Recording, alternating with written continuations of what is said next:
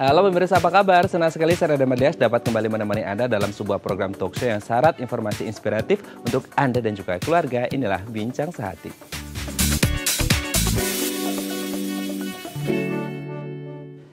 Ya pemirsa, di era 4.0 menuju 5.0 kali ini, semua hal dalam kehidupan kita beralih ke digital. Tidak terkecuali dengan bisnis yang sudah beralih ke bisnis digital. Ini mungkin didasari juga oleh kebiasaan atau perilaku dari konsumen kita yang mulai berbelanja dari offline menuju ke online. Tapi apapun itu, mau digital atau tidak, yang pastinya kita harus kreatif dalam membangun bisnis kita. Nah, inilah topik yang akan kita bahas hari ini, yaitu membangun bisnis kreatif di era digital. Namun sebelum kita membahas lebih mendalam tentang topik kita kali ini, kita akan terlebih dahulu membahas beberapa mitos dan fakta seputar kebiasaan berbelanja online. Kita lihat yang pertama.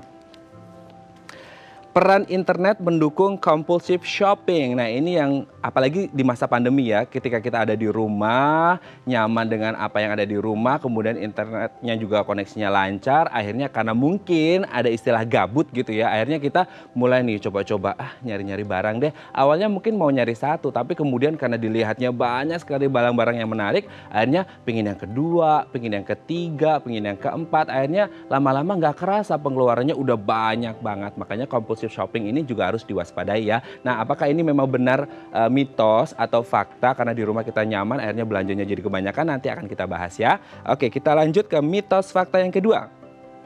Compulsive shopping dapat didasari oleh kemarahan, kejenuhan, dan juga stres. Nah, apalagi sudah dari bulan Maret, April, Mei, Juni, Juli, ini kita work from home, akhirnya apa? Akhirnya kita jenuh. Jadi untuk melampiaskan kejenuhan, merilis kejenuhan, akhirnya salah satu yang dilakukan adalah dengan shopping online. Nah, jangan sampai ini kita terbawa arus seperti itu ya pemirsa ya.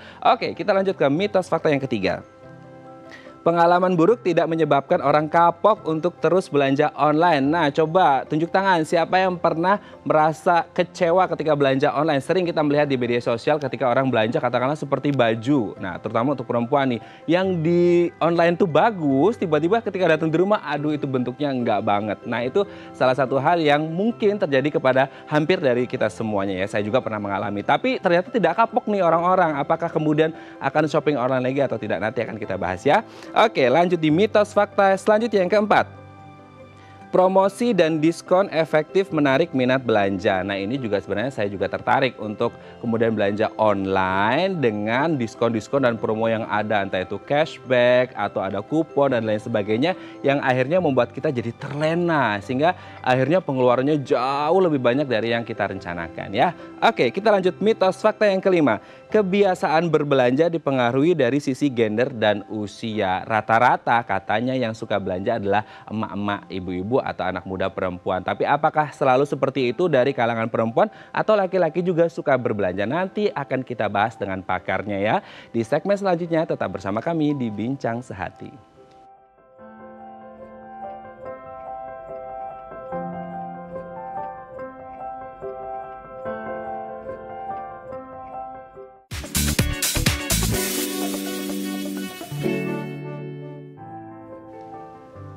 Baik, Anda masih bersama kami di Bincang Sehati dan kita masih membahas topik kita kali ini, membangun bisnis kreatif di era digital. Kalau tadi di segmen sebelumnya kita sudah membahas beberapa mitos dan fakta yang berhubungan dengan kebiasaan berbelanja online. Kali ini di segmen ini kita akan membahasnya apakah itu mitos belaka atau beneran fakta dengan pakarnya bersama Mbak Anastasia Satrio, MPSC Psikolog melalui sambungan telepon kita. Sapa terlebih dahulu, selamat pagi Mbak Anas, apa kabar?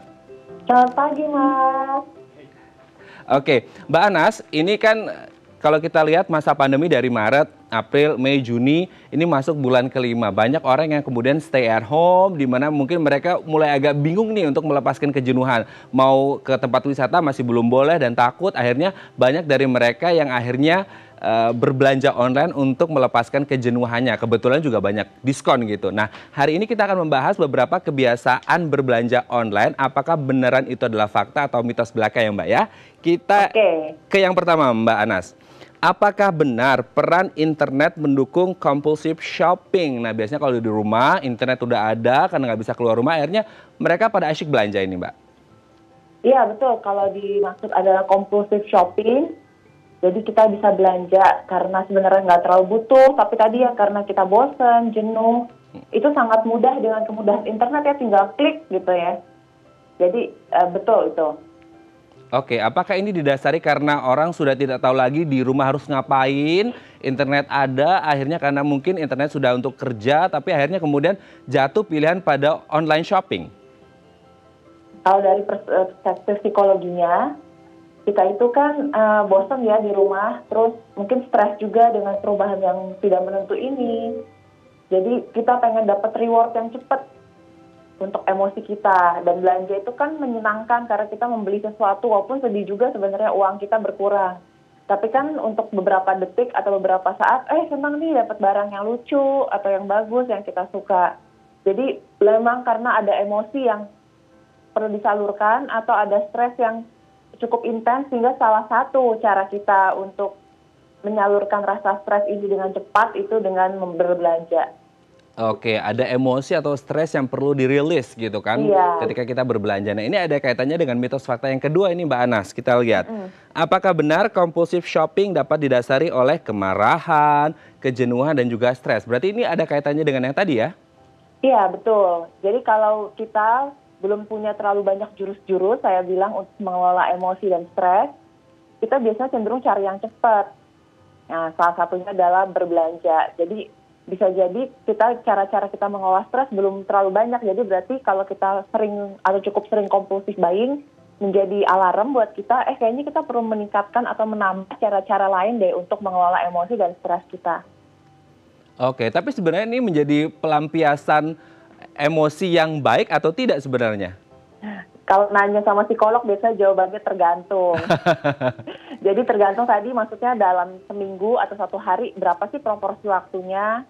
Misalnya kalau cuma 15-30 menit tentu nggak apa-apa, tapi misalnya dari 18 jam kita melek gitu, setengah waktunya kita pakai cuma buat shopping, berarti kan kita udah nggak sehat ya. Padahal kita ada hal-hal yang perlu kita lakukan.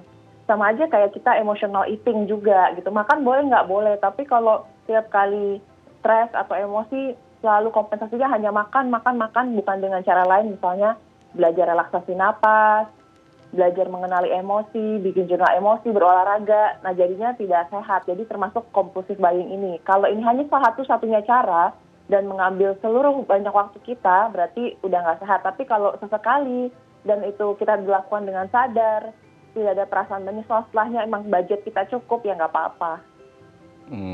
Berarti memang kita harus melihat batasan-batasan yang kita punya seperti itu ya, mulai dari financialnya juga, mulai dari kebutuhannya juga gitu ya. Tidak hanya ngomongin keinginan, tapi juga kebutuhannya memang butuh atau tidak, bukan ingin atau tidak ingin seperti itu ya. Oke, kita lanjut yang selanjutnya nih Mbak Anas. Apakah benar pengalaman buruk tidak menyebabkan orang kapok untuk terus belanja online? Nah, Mbak Anas, sering kita lihat di media sosial bagaimana banyak dari konsumen yang merasa kecewa dengan barang yang mereka beli. Katakanlah seperti baju yang kelihatannya bagus di katalognya, tapi kemudian ketika sampai itu bajunya nggak banget gitu. Tapi akhirnya orang tidak kapok belanja online juga, akhirnya belanja lagi. Itu penyebabnya apa? Sebenarnya mirip, area di otaknya ini mirip kayak anak-anak remaja yang suka main game. Gadget gitu kan. Jadi ketika kita lolos satu level, penasaran lagi, ini level berikutnya gimana sih, padahal susah gitu ya.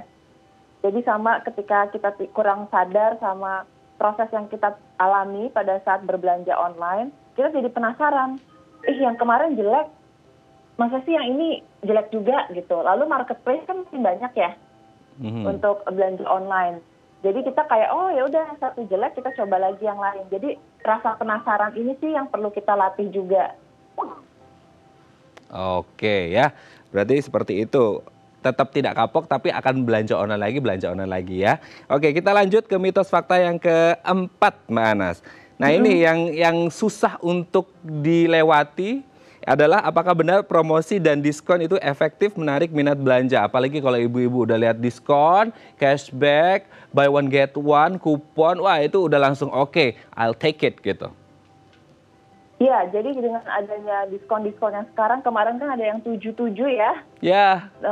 Terus saya juga ikutan tergoda gitu. Jadi memang ini challenge yang kita alami semua, apalagi kan teknik-teknik marketing itu mereka juga belajar tentang otak manusia loh. Jadi mereka tahu gimana sih cara bikin menarik, misalnya promosi angkanya yang gede-gede, terus selalu muncul sering buat kita repetisi, muncul terus iklannya. Lalu kita juga perlu menyadari juga kayak apa ya yang sebenarnya perlu kita beli, dan rasa excited ini kan yang kita alamin ya pada saat kita berbelanja.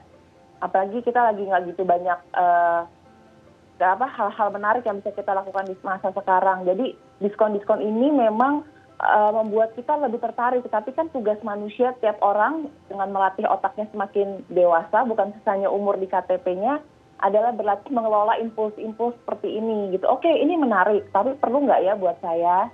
Atau oke menarik, tapi misalnya yang saya beli berapa ya? Kayaknya cukup 2 deh, bukan 10 hal gitu. Jadi proses-proses negosiasi ke dalam diri ini sangat perlu kita latih. Oke, harus terus dilatih seperti itu ya. Oke, kita lanjut ke mitos fakta yang terakhir, Mbak Anas. Apakah benar kebiasaan berbelanja dipengaruhi dari sisi gender dan usia? Ini biasanya katanya perempuan jauh lebih suka belanja daripada laki-laki. Benar nggak sih, Mbak? Nggak selalu. Kayaknya setiap orang yang punya buying power, yang punya kekuatan berbelanja, dan pengelolaan emosi yang nggak terlalu bagus, itu akan selalu senang untuk berbelanja seperti ini gitu. Kalau di rumah saya, malahan ayah saya yang lebih sering barangnya datang dari online shop. Oke, itu karena memang suka belanja atau karena memang kebutuhan rumah tangga ini? Udah campuran. Kadang awalnya sih kayaknya buat belanja terus cari alasan, oh kayaknya butuh ini di rumah, butuh ini gitu. Oke, berarti memang karena didasari oleh faktor kebutuhan ya. Baik, terima kasih Mbak Anas sudah berbagi bersama kita di Bincang Sehati hari ini. Semoga membantu teman-teman yang suka dengan belanja online dan tidak terburu-buru untuk belanja dan juga harus bijak dalam berbelanja. Terima kasih Mbak Anas, sehat-sehat terus, salam untuk keluarga. Baik pemirsa, itu tadi perbincangan kita dengan Mbak Anas. Selanjutnya kita akan membahas tentang membangun bisnis kreatif di era digital. Tetap bersama kami di Bincang Sehati.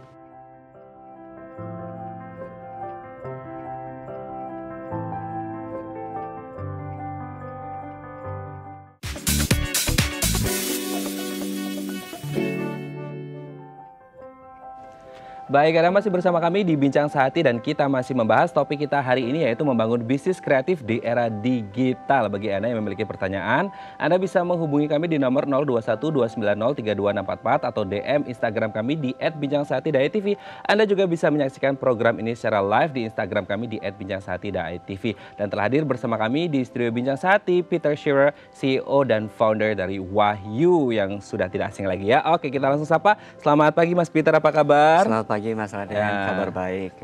Ya, oke. Mas Peter, ini kalau kita berbicara tentang bisnis digital, ini mungkin sekarang sudah banyak yang orang ngomongin tentang bisnis digital. Tapi sebelum kita membahas lebih mendalam, sebenarnya bisnis digital itu apa sih sebenarnya?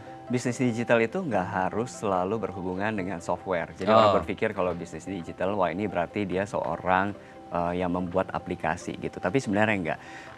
Bisnis digital ini sebenarnya mencakup segala hal yang berhubungan dengan industri internet, gitu, telekomunikasi yang dimudahkan sekarang. Jadi baik mereka menjadi seorang YouTuber, itu aja sebenarnya udah masuk ke industri digital gitu ya. Atau mereka cuma sekedar suka menulis konten di blog, nah itu juga termasuk industri digital.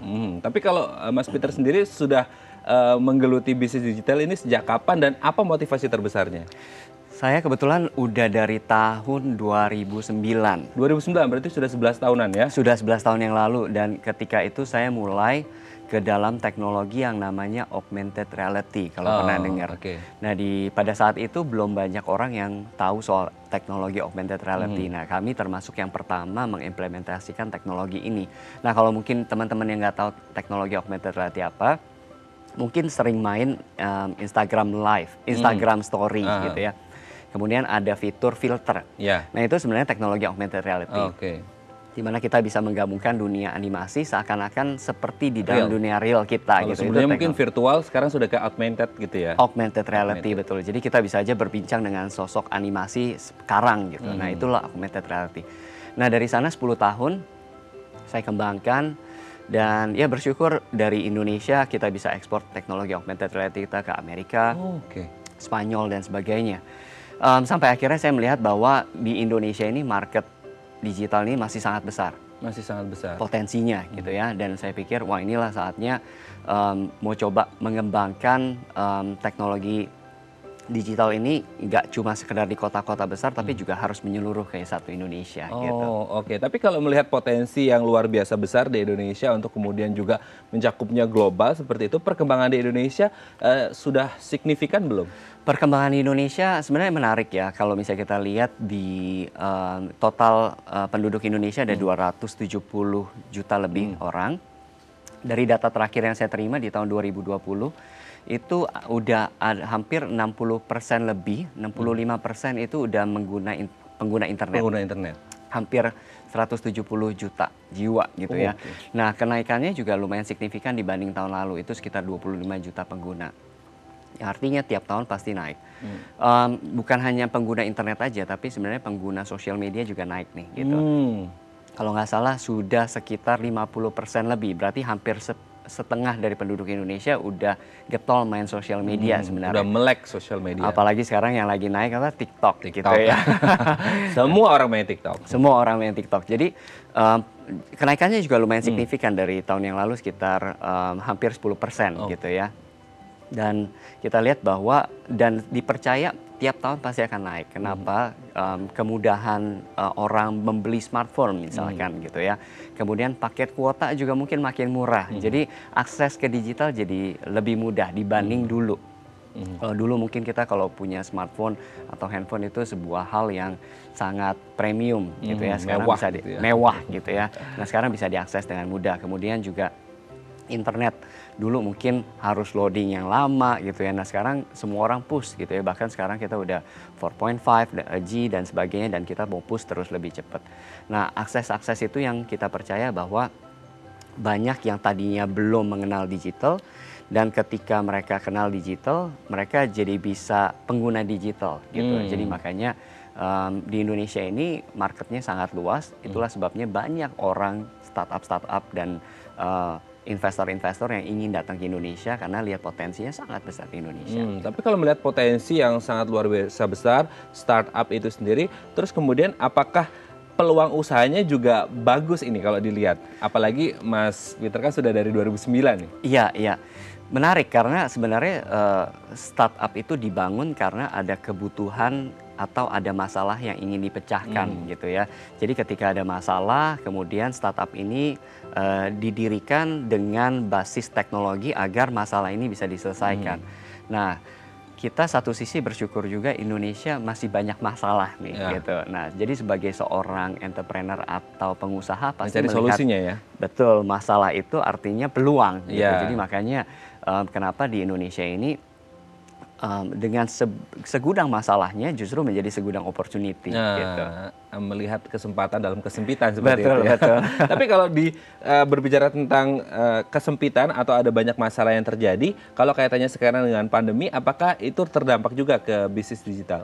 Sebenarnya justru ini mendorong pengguna digital jadi lebih aktif gitu ya. Jadi lebih aktif karena ruang gerak fisiknya terbatas kan? Betul, karena ruang gerak fisik terbatas, mau nggak mau kita mengandalkan internet. Dan saya percaya pasti pengguna internet di era pandemi ini juga meningkat pesat gitu. Oke, tapi kalau berbicara tentang how to build up bisnis digital gitu ya. Apa sih kriteria awal yang harus dipersiapkan untuk membangun bisnis digital? Kalau orang kan ngomongnya dari dulu bisnis pasti yang nomor satu adalah modal. Apakah bisnis digital juga harus diawali dengan modal? Ya, sebenarnya enggak ya. Yang paling penting adalah bagaimana kita bisa melihat peluang itu sendiri gitu. Karena kalau misalnya kita bisa lihat peluang itu dan bisa dijadikan uang atau dimonetisasi, itu menarik gitu. Karena jangan sampai kemudahan akses digital ini hanya digunakan untuk hal-hal negatif, tapi sebenarnya kalau misalnya kita lihat akses digital ini bisa kita gunakan untuk berjualan, bisa menulis sesuatu, bisa kita berkarya, dan siapa tahu dengan karya-karyanya kita justru bisa menghasilkan uang sebenarnya gitu. Jadi kalau misalnya kita lihat di era pandemi ini, satu sisi memang banyak orang di rumah gitu ya, tapi kan sebenarnya jadi banyak waktu untuk bisa berkarya lewat digital. Jadi tidak melulu uang, tapi bisa dimulai dari kreativitas seperti itu ya. Betul. Oke, Mas Peter, kita sudah ada di Instagram, kita coba tanyakan, kita lihat ke layar dulu. Ini dari @rikitan. Saat ini usia saya 21 tahun, ingin membuat usaha, tapi keluarga tidak mendukung karena masih muda dan takut tidak serius menjalani. Bagaimana cara meyakinkan mereka? Nah, ini masih 21 tahun. Wow. Ya. Untuk meyakinkan orang tua ini dari keluarga? Yes, ini juga menarik karena saya percaya orang tua itu wakil Tuhan di bumi yang kita harus hormati juga. Tapi satu sisi memang kita juga perlu meyakinkan mereka. Pasti ada pertanyaan sebelumnya, kenapa sebelumnya mereka tidak yakin gitu kan? Ada sesuatu berarti ada sesuatu pasti. Apakah karena memang terlihatnya kita terlalu banyak bermain? Apa karena memang kita seperti tidak serius menjalankannya? Karena saya percaya orang tua ketika melihat anak itu serius menjalankannya dan menghasilkan, pasti orang tua dukung gitu. Jadi saran saya adalah bagaimana kita benar-benar bisa membuktikan dan ada hasilnya gitu. Dan yang pasti memang kita lihat bahwa orang tua ini memang hidupnya di generasi yang sebelumnya yang non digital, sedangkan kita hidup di generasi digital yang sepertinya ada jurang pemisah nih. Nah, jurang pemisah ini yang sebenarnya memang harus kita buktikan gitu, komunikasi yang baik, kemudian ada hasil yang bisa diperlihatkan. Saya sendiri sebenarnya tadi dibilang kalau misalnya 22 tahun sebenarnya usia tidak menjadi masalah gitu ya. Tidak jadi masalah ya. Banyak juga anak SMP atau SMA yang bahkan udah bisa menjadi selebgram, endorser gitu ya, dan bisa menghasilkan juga sebenarnya dari sana. Atau bahkan ada anak kecil yang sudah menjadi YouTuber gitu ya, dan ternyata bisa menghasilkan juga. Jadi sebenarnya usia tidak menjadi penghalang. Tapi bagaimana kita bisa meyakinkan lewat apa yang kita kerjakan gitu. Jadi buktikan lewat komitmen, tekad, dan pasti itu akan ada hasilnya. Oke, tapi kalau mengacu pertanyaan dari Mas Riki tadi, mungkin berarti ini masih pandangan orang tentang bisnis digital itu adalah sesuatu yang mirip seperti katakanlah startup atau perusahaan. Betul. Belum ke yang YouTuber, itu juga masuk kategori kan sebenarnya? Betul. Ketika kita sebenarnya teknologi digital ini kan memudahkan orang berinteraksi satu dengan yang lain, tidak ada batas. Dan ketika kita bisa berinteraksi dengan banyak orang, sebenarnya itu menjadi channel kita untuk berinteraksi dengan banyak orang. Jadi kita bisa berjualan, kita bisa memberikan sesi konsultasi, kita bisa mengajar, dan itu bisa menjadi satu pemasukan juga buat kita gitu. Jadi jangan menganggap bahwa harus punya perusahaan, harus punya konsep yang besar gitu. Sebenarnya nggak harus juga. Kita bisa start small tapi memang think big gitu ya. Nah, jadi yang paling penting start small dulu. Kita belajar gitu. Oke, mungkin salah satu yang ditakuti oleh orang tua Mas Riki adalah ketika melihat mungkin memang sih ada gap di situ. Orang tuanya ya baby boomer mungkin era konvensional, tapi kan Mas Rikinya mungkin sekarang digitalized seperti itu kan. Mungkin ada gap di situ. Tapi kalau melihat mungkin fakta adalah kita melihat banyak startup yang tumbuh tapi akhirnya in the end of the day-nya tetap fail juga. Tapi kan kita tidak menutup mata juga bahwa banyak startup baru lagi tumbuh. Itu bagaimana melihat fakta sebenarnya seperti itu? Ya memang faktanya adalah startup yang tumbuh dan berhasil itu hanya 6% gitu. Jadi memang hanya 6% yang berhasil. Nah, sisanya seperti apa? Sisanya tentu mereka adaptasi dengan pengalaman, dengan pembelajaran. Jadi banyak juga startup yang ketika mereka gagal, mereka belajar, mereka pivot gitu. Istilahnya mereka coba ke industri lain atau mereka mensempurnakan bisnis modelnya. Sebenarnya bukan berarti ketika mereka gagal dan bubar gitu. Enggak, tapi fleksibel ya. Fleksibel, adaptif gitu ya. Jadi ketika mereka gagal di industri yang ini, mungkin mereka gagal dan mereka hanya mengganti nama dan mengganti bisnis model gitu. Tapi startup itu sebenarnya team spiritnya, bagaimana mereka bisa adaptasi, mereka bisa menang atas sebuah masalah dan tantangan gitu. Oke, yang menjadi menarik kemudian adalah di tahun keberapa bisnis itu bisa dikatakan settle hingga akhirnya bisa sustain. Nanti kita akan bahas di segmen selanjutnya, Mas Peter. Bagi Anda yang memiliki pertanyaan pemirsa, Anda bisa menghubungi kami di nomor 0212903264 atau DM Instagram kami di @bincangsahati.tv. Kami akan segera kembali.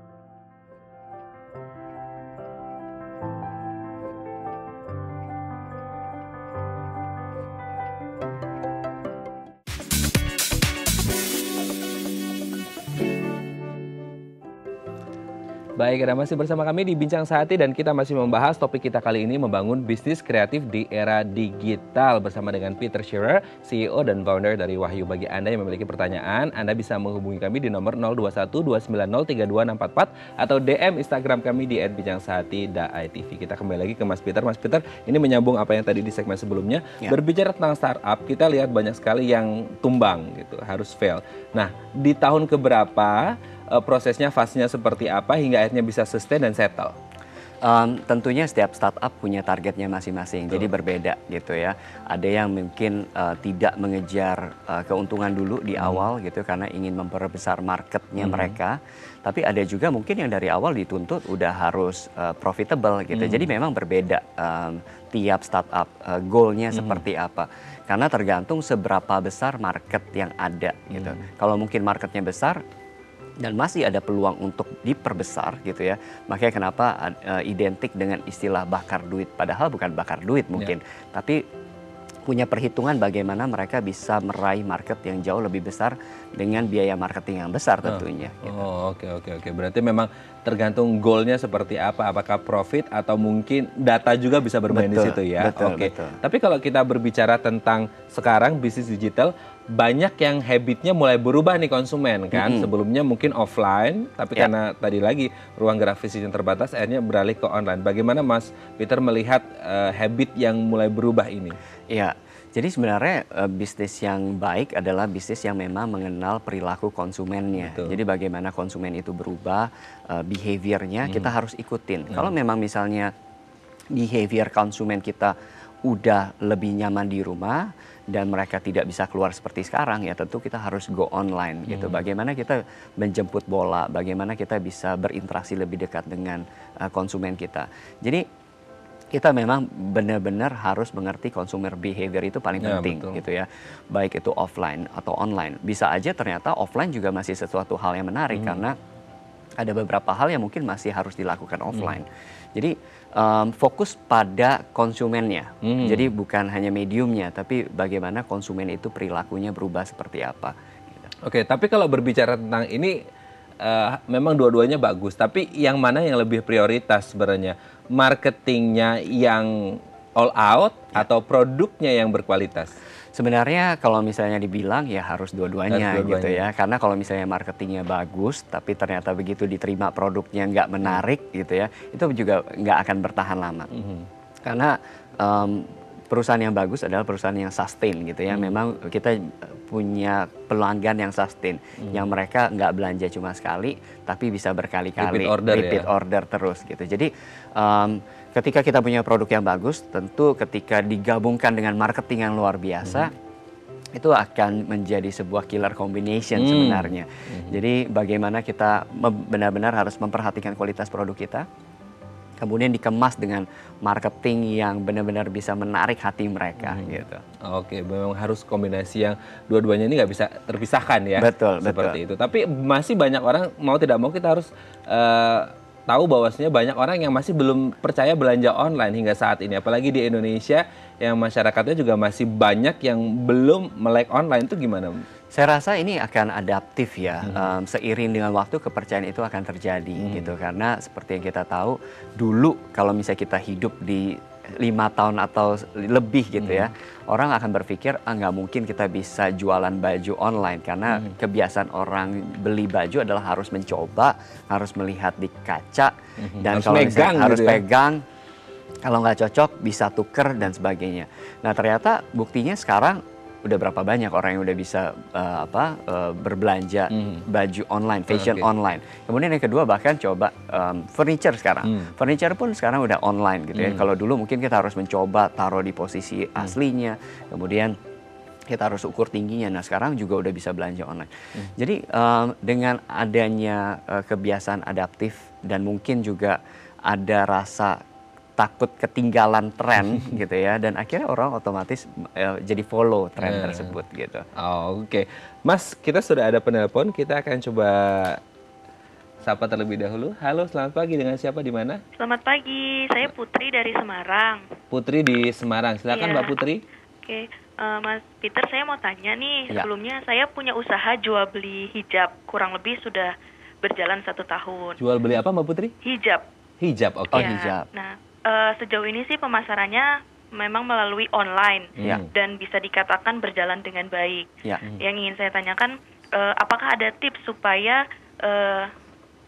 kenaikan kualitas dan penjualan saya itu bisa meningkat via online, apalagi di masa-masa seperti ini, seperti itu. Oke. Ya, ada yang ditanyakan, Mas Peter? Jadi kalau boleh tahu peningkatan kualitas ini kualitasnya berarti Mbak Putri bikin sendiri kah atau dari vendor, supplier gitu ya. Jadi kalau misalnya kualitas benar-benar harus balik lagi ke vendor yang baik gitu ya. Coba didiskusikan dengan vendor, supplier apakah bisa memproduksi kualitas yang baik. Maksudnya Mbak Putri kualitas dari penjualan atau kualitas dari barangnya? Penjualannya. Penjualannya. Ini produksi sendiri atau gimana? Produksi sendiri sih. Produksi sendiri ya. Oke, baik, terima kasih Mbak Putri. Kita akan coba jawab. Mas Peter, ini produksi hijab sendiri ingin meningkatkan kualitas. Ya kualitas juga bergantung pada kuantitas jualannya gimana nih? Iya, betul. Jadi, nah disinilah ketika kita percaya akan kualitas kita baik. Nah, jadi tinggal bagaimana kita bisa mempunyai medium yang baik untuk memarketingkannya gitu. Nah, biasa pertanyaannya orang, waduh saya nggak punya budget marketing seperti apa. Terutama di era pandemi ini tentunya kita harus jaga pengeluaran gitu ya. Nah, saran saya biasa paling pertama adalah kita gunakan ring satunya kita. Ring satunya kita itu berupa keluarga, kemudian teman kita, kemudian mungkin lingkungan kantor, tetangga kita, atau semuanya yang ada di kontak list handphone kita atau sosial media kita. Itu ring satunya kita. Kemudian ring satunya kita bisa buat campaign misalkan. Itu bagaimana campaign mereka mungkin di ring satunya kita mereka menjadi reseller. Atau mereka bisa mendapat referral fee. Jadi mereka channel jualannya nggak cuma satu sekarang, tapi teman-teman kita ini seperti agen kita berjualan juga. Nah, kemudian mereka juga bisa menggunakan sosial medianya mereka gitu. Seperti yang kita tahu, sekarang juga bisa coba TikTok gitu ya, karena TikTok segala macam platform kita bisa coba. Yang paling penting adalah saya rasa harus ngerti marketnya juga gitu ya. Marketnya ada di mana gitu ya. Apakah marketnya memang ada di Facebook kah, marketnya ada di Instagram, atau marketnya mungkin juga masih ada yang offline di sekitar tetangga. Harus ngerti marketnya ada di mana. Nah, kemudian dari sana kita bisa bikin kreatif. Jadi bagaimana kita bisa punya ide-ide kreatif dalam berjualan gitu ya. Punya trik-trik bagaimana kita berjualan, apakah kita bisa buy one get one atau bagaimana kita bisa minta mereka ada paket dan sebagainya. Nah, hal-hal yang memang membuat orang jadi tertarik untuk membeli. Nah, di sini branding juga sesuatu hal yang menarik, Mas. Bagaimana kita bisa meng-create kita punya hijab, apa sih yang berbeda dengan toko sebelah? Apa sih yang membuat hijab kita ini unggul dibanding yang lain? Nah, kita harus klik, harus coba cari, harus kulik strength-nya produk kita apa. Nah, itu yang sebenarnya harus dijual gitu. Jadi kalau misalnya tadi kita udah bicara soal sales channel-nya mungkin lewat ring satunya kita, kemudian marketing kita bisa pakai sosial media. Nah, kemudian kita pikir ini, apa yang menjadi kekuatan kita untuk kita jual lewat channel-channel dan media ini.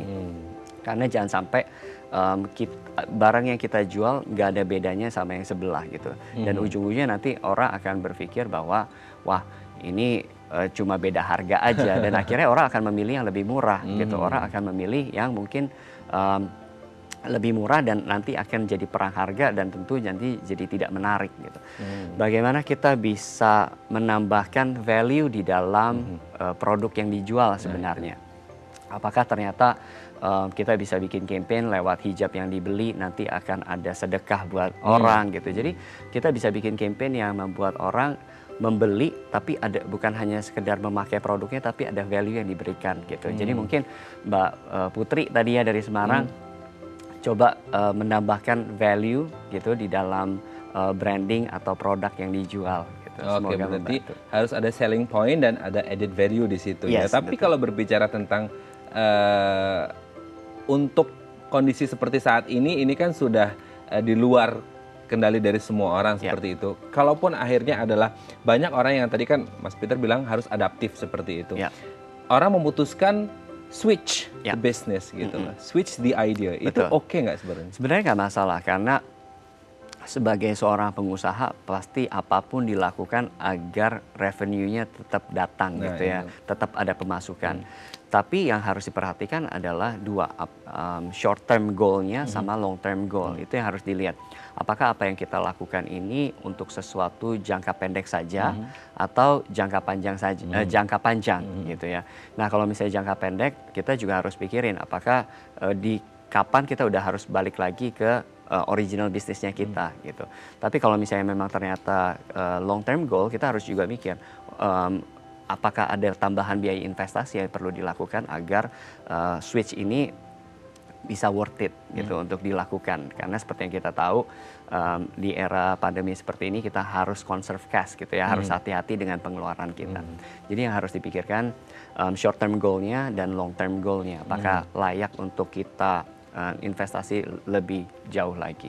Oke, berarti memang harus setnya apakah short term atau long term seperti itu. Ya. Tapi kalau berbicara tentang bisnis yang efektif itu, kalau berbicara tentang marketnya sendiri, apakah kemudian kita harus menetapkan segmen, alias bisnis kita itu segmented. Maksudnya kayak kita mencakup semua range atau kalau itu usia, gender segala macam, tapi kita agak lupa dengan ada niche di situ, ada ceruk yang lumayan efektif juga di mana pemainnya masih agak sedikit nih. Gitu. Yes. Saran saya lebih baik fokus gitu ya. Kita fokus ke dalam satu segmen gitu ya. Karena menambah segmen itu lebih mudah gitu. Ketika kita udah mendapatkan satu segmen yang memang kita ingin kejar gitu.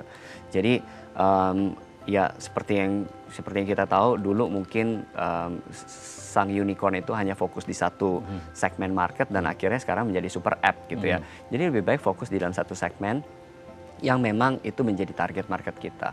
Nanti ketika itu sudah menjadi target market kita bisa menambah market itu sebuah hal yang mungkin bisa ke depannya, tapi lebih baik fokus. Gitu. Oke, bagaimana caranya sih Mas ketika kita sudah fokus pada satu niche tertentu gitu, supaya bisa memaintain, kan salah satu yang harus kita lakukan adalah memaintain customer kan? Betul.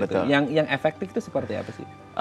Tentunya kita harus, ini peranan sebuah loyalty program gitu ya. Bagaimana kita bisa membuat customer kita happy. Karena seperti yang kita tahu, customer happy ini bukan hanya mereka sekedar membeli, tapi customer yang happy ini bahkan bisa menjadi brand ambassador kita. Gitu. Bagaimana mereka bisa dengan senang hati menjelaskan produk kita ke temennya tanpa kita bayar gitu. Karena mereka suka dengan kualitas kita, suka dengan produk yang kita berikan gitu.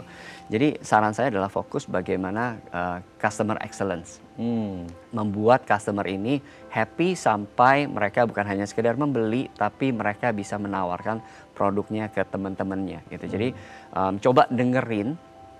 Itulah kenapa sekarang customer service harus 24 jam karena sekarang buat orang dilayani dan direspon secara cepat itu penting.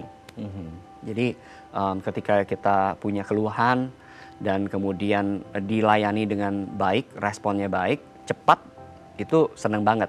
Tapi kalau misalnya udah diresponnya lama, kok mau telepon aja nggak nyambung-nyambung, wah pasti itu orang juga jadi sukar untuk mau coba lagi sebenarnya. Nah jadi fokus pada customer, kebahagiaan mereka gitu ya, bagaimana mereka suka dengan apa yang kita tawarkan dan service yang kita berikan. Oke, tapi kalau berbicara tentang kepuasan customer kan tidak mungkin kita akan bisa memenuhi semua indikator yang dibutuhkan oleh customer. Se-all out-nya kita pasti akan ada celah di situ seperti itu. Nah, kalau berbicara tentang review atau feedback dari customer kan ini zaman online di mana semua orang bisa kasih review di Google seperti itu kan, di mana ada usaha kita di review dan kita tidak tahu siapa saja yang mereview, apakah benar-benar customer kita atau kompetitor kita juga bisa jadi mereka bikin fake account terus kemudian mereview bisnis kita. Nah, gimana caranya supaya kita tetap termotivasi, tidak demotivasi ketika ada review-review buruk tentang bisnis kita? Ya, benar. Karena memang syaratnya adalah satu, jangan baper.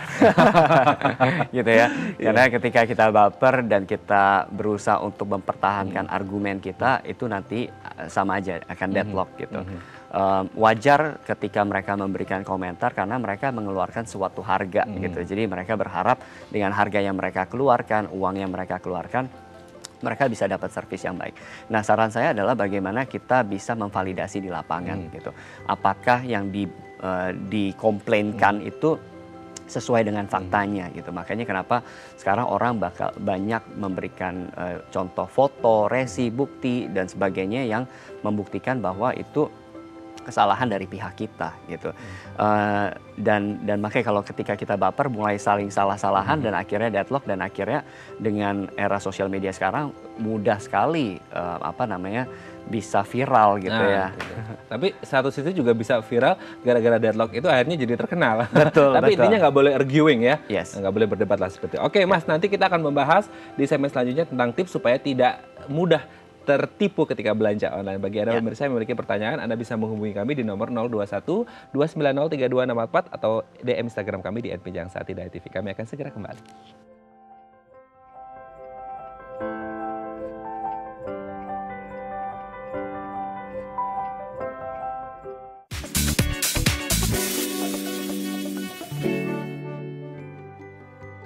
Baik, Anda masih bersama kami di Bincang Sehati dan kita masih membahas topik kita kali ini, membangun bisnis kreatif di era digital. Di segmen kelima kali ini kita akan membahas beberapa tips supaya kita tidak tertipu ketika belanja online. Bagi Anda ibu-ibu terutama nih ya, kalau belanja semisal baju seperti itu kemudian tampilannya bagus gitu kan, tapi pas sampai rumah aduh gitu ya, bentuknya udah nggak tahu seperti apa. Nah, supaya tidak tertipu ketika belanja online, kita akan memberikan beberapa tips dan kita akan bahas langsung bersama Mas Peter. Mas Peter, kita akan bahas supaya tidak tertipu belanja online.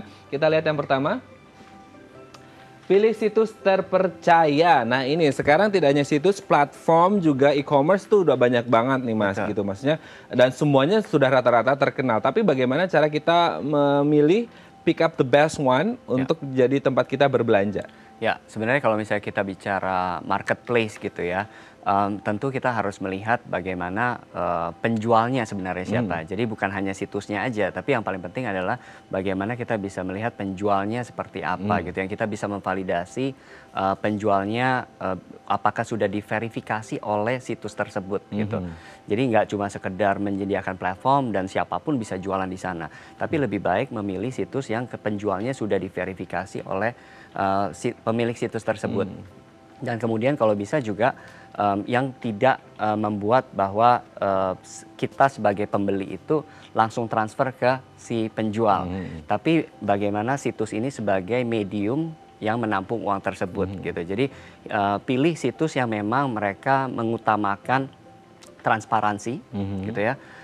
Dan juga bagaimana kepuasan pembelanja orang yang belanja gitu. Jadi lebih baik fokus kepada situs yang memang transparan. Oke, situs yang transparan. Selain situs, mungkin kita lihat yang kedua, tadi sudah disebutkan oleh Mas Peter adalah periksa identitas penjual. Nah, ini juga yang penting sebenarnya Mas ya. Tapi kalau kita berbicara, katakanlah ada satu platform, ada verified seller, itu ketika mereka ada bayar biaya bulanan sehingga dapat batch gitu kan. Tapi ada juga yang mungkin menerapkan sistem ketika penjualannya meningkat otomatis sudah verified seperti itu. Nah, sebenarnya kalau berbicara tentang itu, apakah kita lihat batch-nya sudah bagus atau tidak, atau review penjualannya, atau tingkat penjualannya, atau tingkat respon dari penjual itu sendiri? Ya, saya rasa semua faktor harus kita lihat gitu ya. Apakah mereka sudah verified, apakah mereka best seller, apakah mereka komennya banyak, dan komennya juga pun kita harus lihat apakah komen positif atau negatif gitu. Bintangnya ya? Bintangnya juga, bintang pun harus kita lihat. Jadi segala faktor kita harus checklist sebenarnya gitu. Banyak hal, jadi jangan sampai hanya karena best seller selesai gitu. Tapi kita juga benar-benar harus memverifikasi banyak hal seperti yang tadi gitu. Oke. Berarti memang harus ada indikatornya tuh banyak, indikatornya harus kita cek satu-satu. Kalau memang kita tidak mau tertipu, harus ya agak lebih detail, agak repot dikit ngecek satu-satu ya. Oke, kita lihat tips selanjutnya. Selalu periksa ulasan produk. Nah ini Mas, kadang-kadang nih sebenarnya sih nggak bisa apple to apple ketika kita berbicara tentang barang A, yang ini ori, yang ini KW. Tapi kan banyak customer kita yang nggak peduli itu KW atau ori, yang penting saya barangnya dapat dengan merek ini, dengan jenis yang seperti ini. Akhirnya ketika mereka katakanlah ada barang dijual 1 juta, tapi barang yang sama dijual dengan 500.000, mungkin karena ada minusnya atau mungkin dia KW seperti itu. Tapi akhirnya ketika customer, kan kita nggak bisa kontrol the customer kan gitu. Maksudnya ketika mereka mau review ya itu terserah mereka karena itu akun mereka. Tapi akhirnya mereka memberikan ulasan yang buruk sehingga akhirnya berpengaruh pada jumlah bintang gitu. Nah, apakah kemudian kita juga harus ngelihat nih oh ini barang 500.000 tapi kok si customer-nya komplain seperti ini. Berarti kita harus juga objektif ya, tidak subjektif melihat bintangnya secara begitu saja. Iya, kalau misalnya kita bicara produk, kan ulasan produk gitu ya, kan pasti produk itu nggak hanya dijual di sana gitu. Pasti ada platform lain atau mungkin ada situs resminya gitu. Jadi kita harus lihat juga situs resmi produk tersebut seperti apa gitu. Dan kemudian kita juga harus bandingkan ulasan produk di tempat yang kita ingin beli juga dengan platform-platform lain. Apakah produk tersebut memang highly recommended gitu. Jadi jangan hanya rely on satu tempat yang memang kita beli ulasan produk di sana, tapi coba bandingkan dengan situs resminya dan juga mungkin juga situs pembanding yang lainnya juga gitu. Nanti kita pasti akan melihat bahwa idealnya harganya berapa sih gitu. Respon orang selama ini seperti apa sih gitu. Karena bisa aja yang review di sana mungkin ya seperti yang tadi, apakah itu kompetitornya dan sebagainya. Tapi kita juga mungkin kita harus lihat situs pembanding yang lain juga. Ada pembandingnya seperti itu ya. Kita lanjut. Periksa pernyataan elektronik. Nah ini term and condition dan yang lain-lainnya juga harus detail. Ini kayaknya belanjanya udah kayak ngurus ke legal ya. Iya, iya. Sebenarnya situs yang baik adalah benar-benar situs yang memang memberikan kenyamanan kepada orang yang bertransaksi di dalam gitu. Jadi sebagaimana kadang kalau misalnya kita bilang pernyataan elektronik ini pasti panjang dan orang selalu oke aja gitu ya. Nah ini yang sebenarnya harus hati-hati juga gitu. Itu yang harus kita perhatikan. Dan saran saya memang dengan ini kita memang agak makan waktu, tapi lebih baik berhati-hati di depan daripada nanti menyesal belakangan. Oke, terakhir Mas, kita lihat. Jangan mudah percaya barang yang terlalu bagus dan murah. Nah ini kadang-kadang barangnya bagus, harganya murah, orang langsung kalap, langsung udah beli aja deh gitu. Ya mungkin orang ada bilang ada harga, ada barang gitu ya, makanya harus hati-hati. Ini bagaimana kita benar-benar bisa belajar untuk membaca review produk, punya keinginan untuk mencari tahu produk itu lebih dalam seperti apa. Karena jangan sampai karena lihat gambar, mungkin gambarnya juga dicomot dari yang di mana gitu ya, dan lihat harga hasil Google dan lihat harganya bagus udah langsung beli gitu. Tapi coba biasakan memverifikasi barang tersebut gitu. Ya gunakan effort gitu daripada nanti komplain menyesal belakangan gitu. Pokoknya ada harga ada rupa ya. Terima kasih Mas Peter sudah hadir di Bincang Sehati. Semoga bisa membantu teman-teman dan teman-teman juga semangat untuk memulai bisnis digital mereka. Terima kasih. Inilah opportunity-nya ya. Iya, betul sekali. Bagi Anda pemirsa yang memiliki kritik dan saran, Anda bisa menghubungi kami di nomor 0889 8100 5000. Anda juga bisa follow media sosial kami di @binjangsehati.tv. Saya Radha Madlias pamit, sampai jumpa dan selamat beraktivitas.